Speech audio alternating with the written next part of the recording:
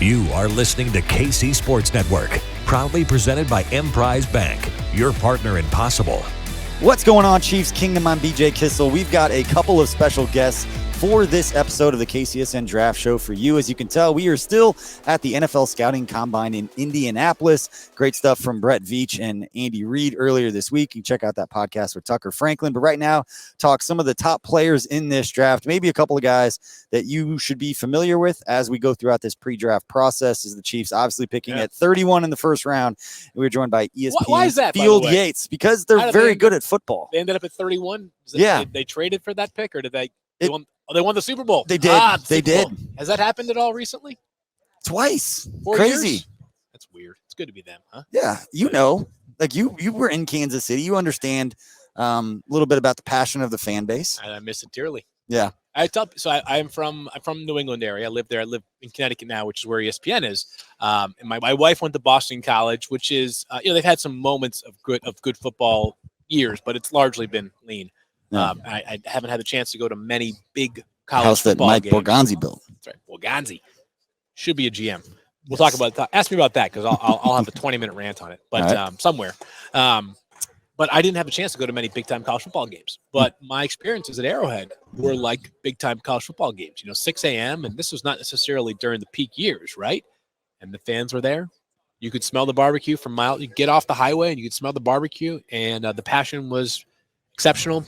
Love the atmosphere of the game. I consider myself very fortunate to have had some moments there at Arrowhead Stadium, Jiha Stadium. Yeah, G-E-H-A. Although Chris Jones calls it Jiha, so apparently it's allowed. I'm following the lead of Stone Cold Jones. Yeah, once he says it, then it's kind of accepted that's what you're going to say.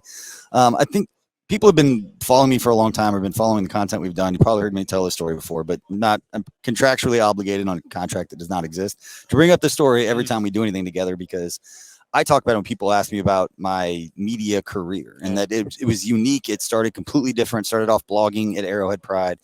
And I remember talking with my wife and having a conversation with her about all the hours I was putting into it and what was getting paid at that time. And it started off as a hobby. I wasn't doing it to try to make a career out of this. And it got to a point I had been writing and podcasting, doing these things for 3 or 4 years at this site. And I was trying to take the next step. And I was talking with a good friend, Joel Thorman. He and his brother Chris had started Arrowhead Pride. Yeah. He was the editor at the time, and he's the one who gave me your contact info. So I was talking to Joel, like, how do I move up in this? And like, how do I go from what I'm doing now to like 25, 30 hours a week to making a career? And the lines have blurred over the last like 10 years compared to what they were 15 years ago or however long ago that was, about 12 years ago. And now there's a lot more, the blogging, the podcasting, social media has kind of changed things. But then I remember calling you, and I'll never forget, because we did not know each other. We'd never met, but we mutual people that we knew. And I called, and I was hiking Torrey Pines in San Diego. I was at the top of a little lookout, and I was sitting on the bench, just looking at like this picturesque ocean. And I was calling the guy that just joined ESPN Boston. It had been Todd Haley's assistant. And, like I said, Joel said he's a good dude, call Field. And you talked to me, man, for almost an hour on the phone. And I was asking for your advice on how do I go from what I'm doing to what I want to do. I'm not the most knowledgeable football X's and O's guy. I'm not this, I'm not that. And I'll never forget, you said you have to get in front of athletes. You've got to get in front. You've got to interview, tell stories. That's what's going to separate you from doing this. And I took that advice, and that was right before my wife and I moved back from San Diego to Kansas City. Yeah. And so we moved back to Kansas City. We spent most of our savings moving back. And I told my wife, I'm going to go down to the Senior Bowl because I can get credentialed there. Yeah. I'm going to get in front of athletes. And if this doesn't work out, if nothing leads out of this, I will stop this media stuff and I will go sell insurance. I'll go find another job. I'll find a regular job. Because at that time, I was working 25 hours a week, getting $300 a month, whatever it was. Like, it wasn't sustainable. And I was like, this is the advice that I was given. This is the actionable plan I'm going to take. Went down there, met Matt Miller at Bleacher Report. He helped. He introduced me to Colin and a few of the other guys, Dylan at that time. They introduced me to him, and it led to me getting hired at Bleacher Report, which led me to doing certain stories that then when the Chiefs job opened, they handed a handful of this content that I had done at Bleacher Report, which I never would have got that job if I had not gone to the Senior Bowl, and I never would have gone to the Senior Bowl if you hadn't given me that advice. So every time I tell it, you had no reason and there was no reason for you to give me that time for that hour. But I don't say this lightly when it honestly was this catalyst of starting something that changed my life. This is like, when the Chiefs found Patrick Mahomes in Lubbock, Texas. They identified a talent and they said, we're going to stand by this guy because we see something great. And no, everything that you get or that you have gotten, you have earned. And I couldn't be happier to see your success. And I was playing the long game. I was waiting for the invitation to come on the show today. And we've done this, a couple of combines in a row. But this is the beauty of where we are right now in today's NFL media is that the traditional path is no longer traditional. You can find something you're passionate about, cover it daily, and build something great, and an audience will respond to you. And the passion of Kansas City fans that we discussed earlier is basically unmatched, and it's reflected in the success that you've had doing your own thing with the great team around you. Yeah, that's what it's all about. I mean, you get good advice, talk with good people. It's the reason I love coming to the Combine. We all have a shared love of football. We all get together and talk about it for a solid week in Indianapolis. It's always fun. The best. And I want to ask about the prospect stuff, but you brought up earlier about Mike Borgonzi, and I'll talk about Mike Borgonzi for as long as you want to talk about. Yeah. Because his name should be thrown around more. I'm surprised it hasn't been thrown around as much with the success that they've had. The culture that's built is that he knows, and he's been around. He knows what to build that culture looks like. He's been there for a long time through different regimes. He was there before Brett Veach and Andy Reid got there. He's one of the guys that stayed. But yeah, he should be on a short list of GMs that if you want to come in and set an organization the right way that can sustain success. Mike Borgonzi knows how to do that. Yeah, I think a personal mission of mine is to see him become a GM just because I know how deserving he is. And there's this interesting dynamic when you're discussing the credentials of a future coach or a future GM that I feel uncomfortable with now. What tends to happen is that you gravitate towards the hot coordinators and you say, how awesome would this guy be as a head coach? And in the case of some, they end up becoming great head coaches. In the cases of others, they flail after just 1 year, right? I mean, we saw a 15-game tenure this past season in Denver for a coach that was perceived and he was billed as this offensive genius, right? There's a difference between being a coordinator and being a head coach. And there's a difference between an assistant GM and a GM. That being said, when you've worked with somebody personally, you feel a bit more emboldened to speak about their credentials. I felt that way about Ryan Poles, who thrilled for the opportunity he has right now in Chicago. And I think Bears fans are very fortunate to have him. And I feel the same way about where Mike Borgonzi eventually becomes a GM. And, there's only so many openings. There's 32 in total. Not every team even has a GM, right? And they don't necessarily open up as frequently as coaching gigs do. But if you're an NFL owner listening to this show right now, or you're just a fan that has a tie to an NFL owner, make sure you drop that name in there because there's nobody more deserving, I really believe, in the league than Mike Borgonzi. Yeah, and I think it's interesting, and you might be able to speak to this because of the role that you had when you were at the Chiefs. You saw it differently in that, the pro personnel department, the college personnel department, sometimes they cross train and they do a little bit of both and they have a chance for those scouts to do both. Sometimes they're kind of siloed where you've got this specifically. And then Mike's worked in both. And so much about being a GM, same thing with being a head coach. And you mentioned it, coordinators become head coaches, and it's not about, making the calling the timeout at the right time or the best 2-minute situation, whether you're offensive or defensive minded. You're a CEO, you're handling people, you're handling the organization. You're the one deciding how does a family get to go in the locker room after the game? All this stuff, all the crap that you don't think about as a coordinator necessarily. All of a sudden, you have to be the one to answer all those questions as a head coach. And on the scouting side, same kind of deal. And I bring all that up to say we both know Mike Borgonzi's temperament, his personality, and that he's going to bring people together. He's got that kind of we're all on this team and communicate and, again, set a culture of what they're trying to do. Totally. And that everybody will kind of fall in line and respect the way that he handles himself and the way that he handles his people. No question about it. And you're absolutely right. Everything that you just said, he can evaluate both sides of it. And one of the realities of having a lot of success is that you endure challenges that are different than when you are building from scratch. And there's some high society problems to deal with when you have a team that's good, and that's making difficult decisions. It's having to trade away one of the best receivers in football and having to evaluate how do we replenish the roster if we do that. What's the cost-benefit analysis of acquiring 6 draft picks in exchange for a guy that we know if we keep him, he's going to help us win a lot of games. Yeah. And I believe strongly, and I'd love to see it happen. I hope it's next year. I hope it's the next opening.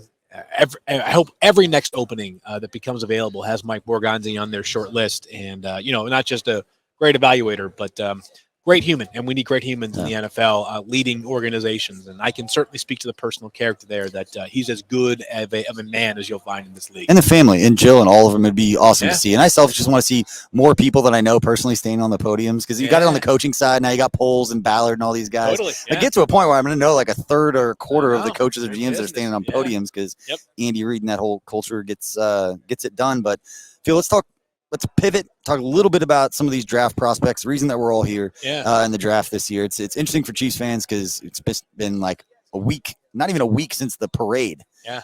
And celebrating that, and now we're pivoting very quickly and talking about the draft. Fast, right? But let's talk globally first. What are the strengths, weaknesses? What stands out about this particular draft compared to maybe the last few? Yeah, so I would say that this is a class that will be defined by the quarterbacks because there are 3, maybe 4 that'll go in the top 10. Everybody knows the names: Bryce Young, Will Levis, C.J. Stroud, and Anthony Richardson is kind of the wild card here. Mm-hmm. I don't know that it's a great draft beyond that. Like blue chip prospects beyond the quarterbacks are probably a little bit harder to find this year than other years. The cornerback class is very interesting, deep. The tight end class is just very deep in general. Not bad for edge rushers. I think it's okay, though, in a lot of spots. Okay in wide receiver, okay at offensive tackle. Pretty good in the first round for offensive tackle, but maybe not dominant. You know, we've seen some really good all-pro level tackles in the past few, whether it's Rashawn Slater types or guys of that level that I think are really talented. I don't know that it's quite that caliber of a class.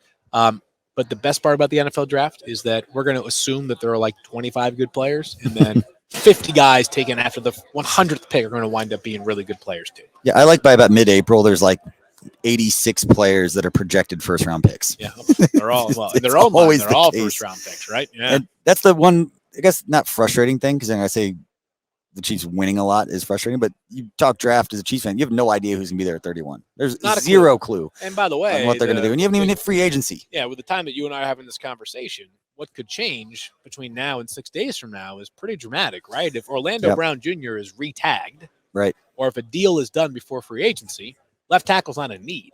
Yep.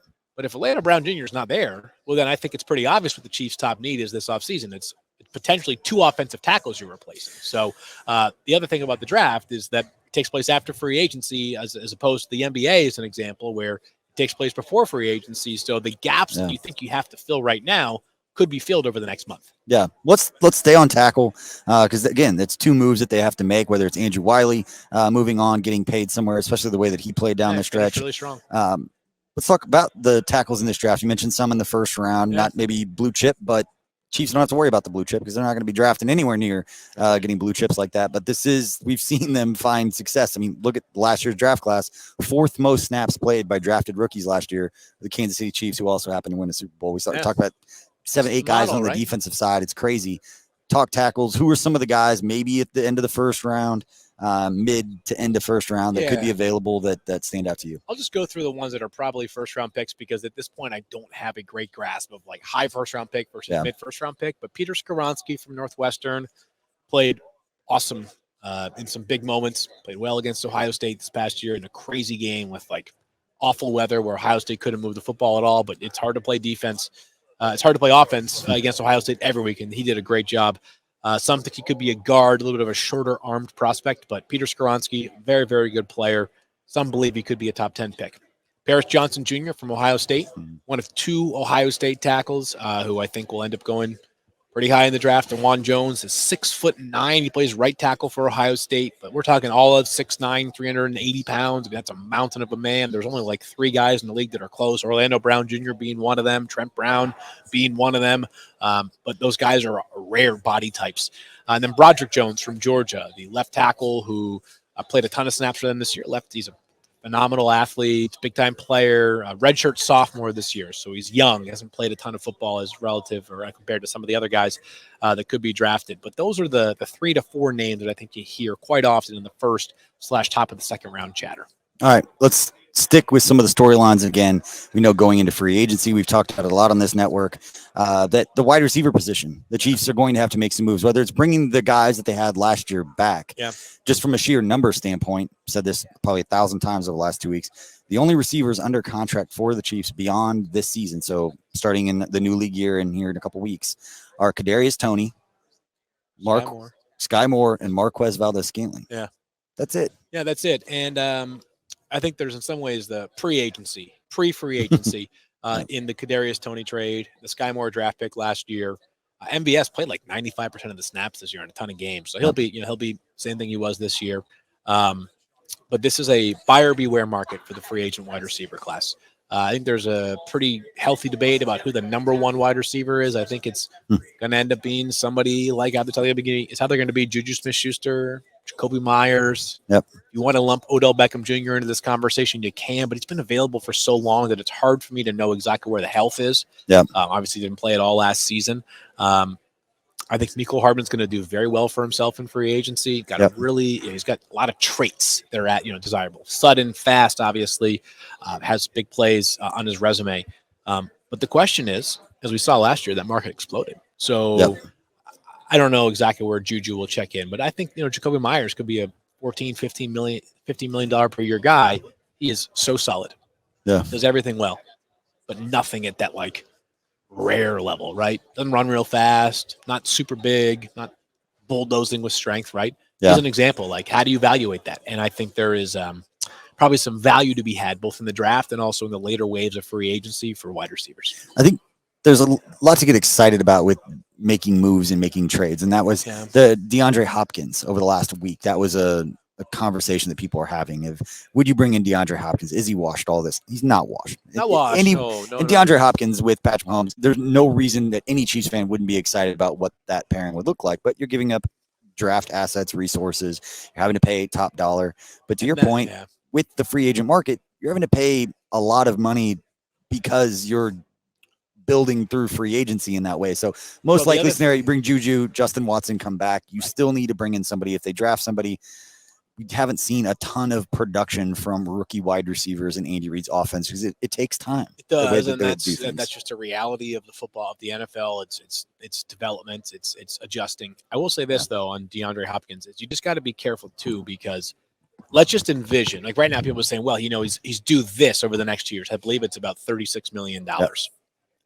If DeAndre Hopkins is not traded, or even if he is traded before free agency begins or deal is agreed to, and those other wide receivers cash in big, let's just say that Jacoby Myers gets $16 million per year, even $15 million per year. Yep. DeAndre Hopkins probably saying to himself, I'm not playing for $18 million a year for the next 2 seasons. He might be saying, hey, you want to trade for me? You're also going to have to give me a big raise, $25 million a year. So I want people to be aware that how you see the contract right now may not be how you see the contract once he's traded somewhere. Yeah. And then the conversation is DeAndre Hopkins worth 25? It's the difference between him and Orlando Brown, right? Him, Orlando Brown, or just if you're going to go get, if it's not, DeAndre Hopkins and making the trade and giving up some sort of draft pick, it's, do we want to give Jacoby Myers $16 million? Is DeAndre Hopkins worth $9 million more than what we get in Jacoby Myers? So interesting discussion, interesting story. There's going to be moves at the wide receiver position just because they have to based on their numbers. Again, even if that is bringing back Juju, which I'd be happy about. I think it's probably the most likely scenario that Juju comes back in some way, Justin Watson comes back, and then they draft a young guy. They can get somebody in free agency, fine. But to your point, we saw last year, some of those contracts that were given out to wide receivers were a lot more than anyone thought they were going to be. And that market got set for what a wide receiver is going to cost. Sure. Yeah. And that's all part of the calculus in the equation. One of the great problems, one of the great realities or great advantages of being Super Bowl champs is that your trial and error risk goes way up, right? If the Chiefs overpay for somebody in free agency at wide receiver, it's not going to cripple their roster this year, right? MVS was really good down the stretch and good in the playoffs too, but there were portions of the season where he was really quiet, right? And you're like, I don't know if it's a $10 million per year. Who cares? Right. Didn't bother him, right? They're off. He played a ton of snaps, played 95% of the snaps in a bunch of games I mentioned earlier, had good production. I'm that's a totally serviceable contract now, right? Especially with where the wide receiver market is, right? But it might not be elsewhere. Yeah. Right? It may not be elsewhere when you're a team that's only won 7 games. You might need more out of your top free agent wide receiver acquisition. So whether the Chiefs spend big there or nowhere or somewhere else, they can afford some risk, right? What's worst case scenario for the Chiefs next year if Patrick Mahomes plays 17 games? 11 wins, 12 wins? Yeah. Worst case, I'm not talking best case, I'm talking worst case scenario. So you've got some wiggle room that I think is a big advantage of being so successful. All right, let's spend a minute here talking about wide receivers in this draft, talking about pick 31 for the Chiefs. Yeah. We had a chance to sit down with Zay Flowers at the East-West Shrine Bowl, and then I had a chance to go watch some of his film. He's fun to watch. He's dynamic as all get out. Yeah. He looks in his movement, his change of direction in and out of his breaks. He looks like an NFL receiver the way that he explodes out of those, and you can tell he's going to create separation. And I think about that with Patrick Mahomes, that would be successful. I think he's the best combination of athleticism and polish in this year's class. There are other guys who are going to be great athletes and test really well, but Yeah. aren't as refined as a receiver as Zay Flowers is. Incredibly explosive. He's definitely on the pint size of the scale as opposed to, this is not Quentin Johnson from TCU, who's like a pterodactyl, as someone as people often call him. But he plays bigger, plays more vertical than you might expect for a guy of his stature. So I love Zay Flowers. I think this year the wide receiver class is going to be beauty in the eye of the beholder. Zay Flowers, Quentin Johnston. I think Jackson Smith and Jigba is going to enter that conversation. And then I think you're going to see guys in the second round that are good players, but that if you polled 10 teams, if there's 5 second-round receivers, each one might view them in a different order. Yeah. So it's a strength and numbers class more so than it is, okay, Jamar Chase is wide receiver 1 in this class, or there's a Jamar Chase and a Jalen Waddle and a Devontae Smith. We don't have that this year, but we've got some really, really good players. All right, last position group I want to ask you about are, say edge rushers, those premium pass rushers. You can say an interior guy, those inside outside guys. I know Steve Spagnuolo loves to move those guys around. Sure. Who within that area, not the top 5 picks, because Chiefs aren't going to be flirting in with that, but who are some of those guys into the first round, could be around that are intriguing to you that Chiefs fans can start to get to know a little bit about? Yeah, it's a good question, because I think that what's not clear is where the guys are going to stack up after the obvious ones. So Will Anderson from Alabama will be a top 5 pick most likely. And then beyond that, like Tyree Wilson from Texas Tech could be a top 8 pick, could be a top 15 pick, right? Lucas Van Ness is kind of a more versatile player from Iowa. He could be a top 20 pick, could be a top 8 pick, could be a top 30 pick, right?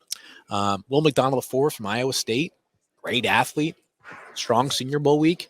He could be, I thought it wasn't even a first-round pick until Mel Kiper Jr. had him in his most recent mock draft at 8th overall, right?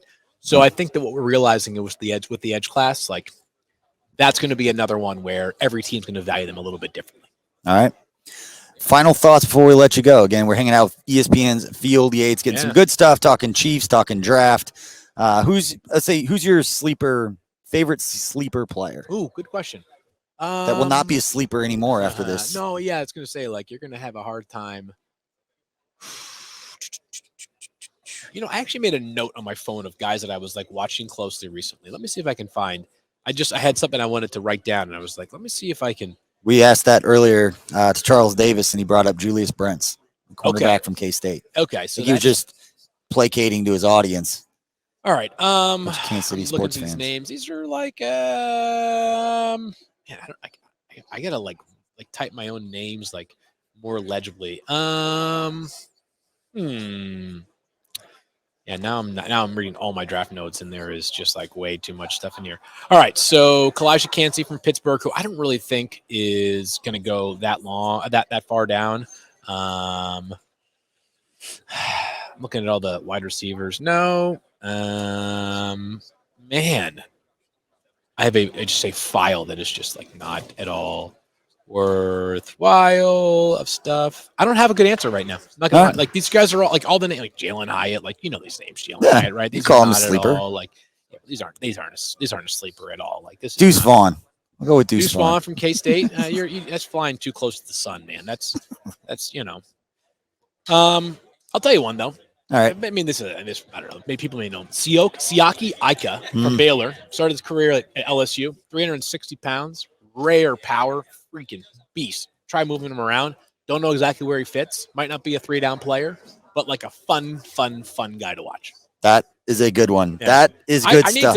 I need to have those. My file is like, wide receivers I like. And these guys are all too like well known. Hendon Hooker, quarterback I like. Like I need to start digging a little bit deeper because I realize people care about the diamonds in the rough a little bit. Yeah. Plus, once the Chiefs select them late and they get really good, we're going to go back and clip this out. Be like, Field knew. There we go. Siaki Ika. Field called it.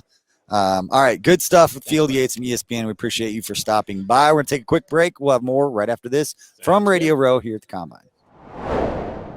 Welcome back to Radio Row here in Indianapolis. I'm BJ Kissel. This is the KCSN Draft Show, bringing you different perspectives from different people here at Radio Row. And one of my favorite interviews, one of my favorite dudes that I've known for a very long time in this business, one of the hardest working people that you will find in this business. You can find his work at CBS Sports HQ. You can also find him at Football Game Plan, Emory Hunt.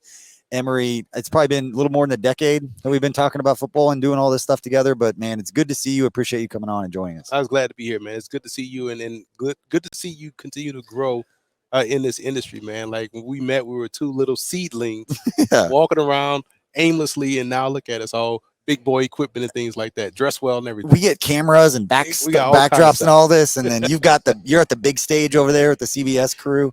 For anybody who's watching and doesn't know how the combine's set up, it's like a big open room, and there's like a divider, and you've got like radio row where all these tables are set up just like ours with hundreds or however many people are out here.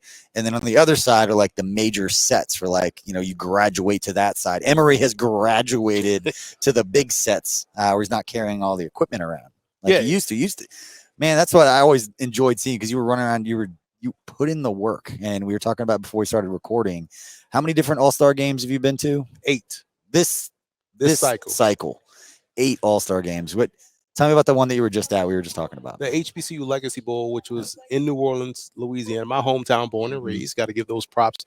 And it was a great event because it's a week-long event set up like the Senior Bowl for all the top HBCU prospects. And this year's edition is the second year. What's good about it that they attached the HBCU Combine to the beginning of the week on that Monday. And so now some guys that participated in the week got to participate in the combine, and some guys that didn't just at least got the combine. Then you go and practice in front of scouts, and then you have the game on Saturday. The problem this year was that it was Mardi Gras week. So yes, Monday was great. We got an email saying there's no practice on Tuesday because obviously streets are blocked off in New Orleans. They won't be able to get out the hotel. So now it's practice on Wednesday, Thursday, walk through Friday, game Saturday. So it was great to be out there. It's going to continue to grow. And it's a great event to see these guys go out there and showcase. I personally wish it would be a little earlier. Okay. Because it runs up against. You go into 8 All-Star games. They're going to run into each other. Well, put them in December, right? Right. You know what I'm saying? Because you don't want this one to be right after or right before the combine. Yeah. For obvious reasons, right? Right. So that's my only takeaway. All right. Who are the players that stood out? Because we saw it with the Chiefs last year. I mean, Josh Williams, I think Najee Johnson, and then the history of the organization. I mean, I was there. Maybe listening to this, I was there for 6 years, know the history of the Willie Laniers and the Emmett Thomas at Bishop College, and all the history the Chiefs have had. And we've talked about that going back to the original Otis scouting Taylor. Days. Huh? Otis Taylor. Yes. And I'm blanking on the scout's name, Lloyd Wells, the scout for the Chiefs, and what he was able to do to help him win Super Bowl IV with all the players that he was able to bring in. Legend that most Chiefs fans should know. If you don't, look him up. But who are the players that stood out to you at the HBCU Bowl? It was a defensive jambalaya or defensive gumbo, to put it that way. Right. You look at going back to, I'm glad you brought up, the kid from Fayetteville State, Williams, right? Josh. Because there was another corner out there that just tore it up. It was Keenan Isaac, who I think we saw down at the NFLPA Bowl. Okay. Measured in at 6'2", 188 pounds, lockdown corner, and was consistent. And now he's going up against a guy that I'm surprised he's not here, because he would have burned up the track, and Xavier Smith, a receiver from FAMU, Florida A&M. And, he's a shorter, shiftier guy, but he did a great job of making sure he didn't beat him with speed. He made him work hard because his press skills was excellent. And Isaac was someone now that has stacked back-to-back excellent All-Star game performances. And that's just huge for him going forward. I think he's someone that may end up getting drafted now based off those 2 All-Star game performances that we didn't see here at the Combine. So he stood out. And Joshua Pryor was a name that was very popular 2 years ago coming out of Bowie State. Kind of fell out of favor a little bit. More people had questions about his weight. He was 270 at one point, dropped down to 219. We found out why, and then now he's up to 242. Looks great and carries it well, moves well. Looks like the product he was 2 years ago. So he had a great week. And also another guy that stacked together back-to-back All-Star game performances was Andrew Farmer out of Lane College, a Division II program. Was excellent at the Hula Bowl, and then parlayed that into an opportunity here at the HBCU Combine Legacy Bowl, and did exceptionally well. I'm going to ask you about some more players. We'll take a break from that for people that aren't familiar with these players, trying to remember all of this. When you go to all these different events, like what is your favorite part of going through this process? Is it just watching the guys compete? Is it getting a chance to talk with them? What is it that kind of keeps you going in? I said 8 All-Star events is a lot. I like going to all the different All-Star games. I appreciate them. 8 is a lot. So you obviously love it. What is it about each of those events that you look forward to the most? Well, it's understanding my process. Football is 24/7, 365 for me because I cover the NFL, Canadian, USFL, XFL, all that stuff, right? And so during the regular fall football season, I'm covering NFL and college football. I'm calling games, I'm analyzing games. So my draft process doesn't really start until January. So that's what I love the most. I get to get eyes on these guys before I get eyes on their film. So now I get to see body type, movement skills, athleticism, true height and weight, because we know it's always a 2-inch. We both play college athletics. Yeah. We know it's a 2-inch and 10-pound sheet. Yeah. So when you get to a real game and you see a guy there at legitimately 6'2", 188, okay, how is he built? Can he add 10 more pounds with his frame? He can. You can project him now forward. So I just love being able to see things for the first time in a live setting, because then now I go back to the tape and I'm not surprised, or I am surprised by what I see on film, because we know this all-star game settings are the biggest tease. The guy can go out there and kill it in one-on-ones, and you go back and watch the film, you're like, man, this dude couldn't get off bump press in a real game, but he's out here killing it in one-on-ones. So when I see something for the first time and it doesn't mesh up with films, I have a now sharper picture on what this prospect actually is. When you've gone through this and you've watched, and then we talk about like sleeper positions, and I know running back, you probably got your eye on a lot of the running backs. We talked about that out the East-West Shrine Bowl. You like the bigger backs, like the big Old guys. school. Who is in this draft your prototypical, like, that's my guy? You have a draft? You ready for this? You gonna love this. Deuce Vaughn. Really? I am a Deuce Vaughn fan. I'm happy that you said that, but I just set it up talking about big backs, and then you bring up the shifty guy. Right. Love to hear shorter, shiftier guy. Give me Deuce Vaughn, because if it's funny, because we watched Darren Sproles have his career at K-State, and we get treated to see someone like Darren Sproles have another career like that. Where I saw it since he was in 5th grade. So we grew up together. So you told me that. You told me about him. We couldn't tackle him when he was little, so we're kind of, everybody I grew up with is happy that he made it, because it's like we couldn't tackle him. We're glad that nobody else could either. And nobody still can't, and nobody won't as he moves to the pro game. People will knock him because he's 5'6", 175 or whatever, but they ignore the fact that he's making these guys that are also going to the pros, he's making them look stupid. He's making them miss. He's breaking long runs. He's shown he can handle volume. He's not taking these hellacious hits. He can catch the football. He can return. He can do everything that you want in an explosive, game-breaking level. Why would I ever take that guy off the field? Yeah. And again, the coup de grace was the fact that he had a great game in his last game against Alabama. Yeah. What more do you need to see? It's a forgettable game the way that it ended, but we'll always have that like 86-yard touchdown, like the longest touchdown run, I think, against Nick Saban in Alabama. Why did y'all have a 48-yard or 48-play drive that ended in no points? I don't want to talk about it. I don't know. Y'all took up 2/4 of people's lives, and nobody's got in the end zone. We took, you know what? We won the Big 12. We won the Big 12. I spent the entire time, then we're going to go off here, go off script a little bit. Spent a lot of time at the Shrine Bowl, and we out there talking to the players, all of the Big 12 guys, Deshaun Jameson, all the Texas guys, the D tackle that we talked to, DeAndre Burton. That's not right. It's like, who's the defensive tackle from Texas? Colburn. Deontay Colburn. So we were talking, anyway, we're talking to the Texas guys and all the Big 12 guys. Which season would you have rather had? What TCU did, was losing the Big 12 championship, winning the Peach Bowl, the third place game, as I call it, the semifinal game, and then going to the national title, getting smoked. Or K-State season where you win the Big 12, you can call yourself a champion, and then your season, you go lose to Alabama pretty badly. Right. Which team would you rather been on, TCU or K-State? K-State, because at least you got to say, hey, we won the conference championship and we lost to Alabama. And because, again, no one's going to care that you got blown out or how you lost and say, oh, that's Alabama.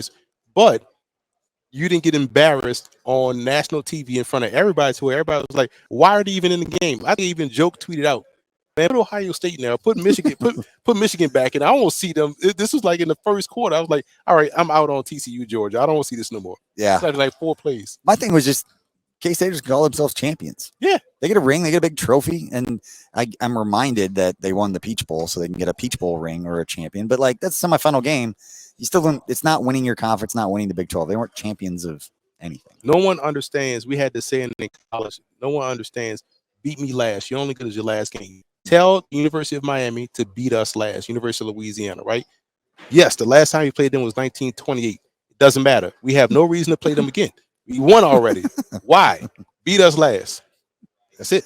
Love to hear it. All right, let's get a few more prospects. Who are some of the other small school guys that have stood out to you, either at the All-Star games that you've been or from the film that you've watched, that some of those late round gems that might not be getting the love for one reason or another, but you believe have the traits and the mental acuity and all that to step up and make an impact? There's 2 guys that I would bang the table for on my football team. One, Lindsey Scott Jr., the quarterback out of Incarnate Word, 5'10 and a half, 5'11", 215 pounds. Everywhere this young man has gone, he balled out. He's class of 2016. He signed with LSU. He was a Gatorade High School Player of the Year, Louisiana, which means something because that state is fantastic with football prospects. Didn't play at LSU. Transfers to East Mississippi Community College, wins a national championship there, transfers to Missouri, didn't play, transferred to Nichols, and did a great job breaking records there. Cam Ward leaves Incarnate Word, goes to Washington State. He transfers to Incarnate Word and puts up 60 touchdown passes this season, wins the Walter Payton Award, which is the FCS equivalent to the Heisman Trophy, and also had 10 rushing touchdowns added to the mix too. He was a 3,000, 1,000 yard guy at Nichols. Didn't run as much here at Incarnate Word, but scored a gang of touchdowns, threw a lot of touchdowns. He is someone that plays the quarterback position like you want it to be played. He is phenomenal with the football in his hands. That's one. And he Tucker. What happened? He's a Mizzou guy. Oh. So it's like, what happened? Like, we've talked so much about Mizzou quarterbacks, and it's like, you had one. He was right there. You had a good one. LSU had him too. And LSU decided to go with, I think, Nussmeier or Johnson or whatever. Okay. Burrow came in. That's what it was. Yeah. So now he goes to, he breaks all these records, and he just got drafted last weekend, 2nd overall in the USFL draft by the Pittsburgh Maulers. So he has an option to go play, in spring ball if he chooses to. But I think he's an NFL guy. But worst case scenario, he's going to be their starting quarterback, I believe. Okay. And Hunter Lukey, the fullback out of North Dakota State. And we are old enough to remember, and it's not just because he wears 44, but he is like Tom Rathman. When you talk about someone that can carry the football, so he can be your 4-minute offense guy. He can catch the football down the field, so he's a legitimate downfield threat. Good athleticism. He blocks well. He can even be someone that's a situational goal line short yardage runner. He does a lot of things great. He was their starting tailback at North Dakota State. Remember how Zach Line used to run for SMU? Mm-hmm. And then we got down to the Shrine Bowl, and then they say, he could be a fullback or whatnot. I'm like, you got to be kidding me. I just watched the dude rush 1,400 yards. Every running back you're going to like that fits your style is going to be, this guy play fullback. He can play full. It's like, come on, man. So I like Hunter Lukey. I'm excited to see him here compete and what he runs and how he runs. We didn't get to Chiefs winning the Super Bowl. What stood out to you about that run, and what caught your attention? I love the fact that the Chiefs find a way to make a way. On paper, and people, I'm not gonna lie. I am on record saying that I thought the Chiefs were going to get blown out. Okay. And they were on pace until. I didn't know this. Yeah, We're still friends. They're still friends. They were on pace until Jalen Hurts phantomly dropped the football, and it was a scoop and score. Yeah. So that changed the tide. And I think Rihanna changed everything, but I think the field also changed everything too. You have a soggy field in Arizona. None of it made sense. And so now you have the big punt return by Tony. That was the biggest play of the game. Yep. Then you have plays being made by McKinnon. You have plays being made by everybody on that football team. To me, it's probably the most complete team win you'll see. Mm-hmm. Patrick Mahomes, 20-something yards scramble on that ankle. Mm-hmm. So everybody on that roster, needed to make something happen to make that team win. So I love seeing that for those guys. I love seeing Andy Reid get another one. I love to see Patrick Mahomes get another one. So this was a great team win, especially with those youthful guys in the secondary. Yeah. Man, this is the type of game that coaches will point to in the dog days of summer, like fighting through adversity. We were down here, down 10. This guy, we had 3, they're going to over exaggerate. We had 3 high schoolers in the secondary playing, and so all those, hurdles, they found a way to overcome them and win a championship. Yeah. It's good stuff, man. That's Emory Hunt from CBS Sports HQ and the Football Game Plan. You can find him calling games on Saturdays in the fall. Every time I see it on social media doing something else, man, and it's been a blessing to watch you rise in this business and be over on the big side with the big stages over there, man. You've absolutely earned it. And haven't even commented on the best dressed man out here in Indianapolis. It's Emory Hunt. Appreciate you. Appreciate everybody for listening and or watching. Hit that like and subscribe. Follow us. We'll have more content coming to you from Indy here at the Scouting Combine the rest of this week. Thanks for watching this production of KC Sports Network, the fastest growing sports media network in Kansas City. Check out these videos that feature our team of more than 15 former players, insiders, and analysts, bringing you the best Chiefs coverage you can find. Entertain, educate, inform. KC Sports Network.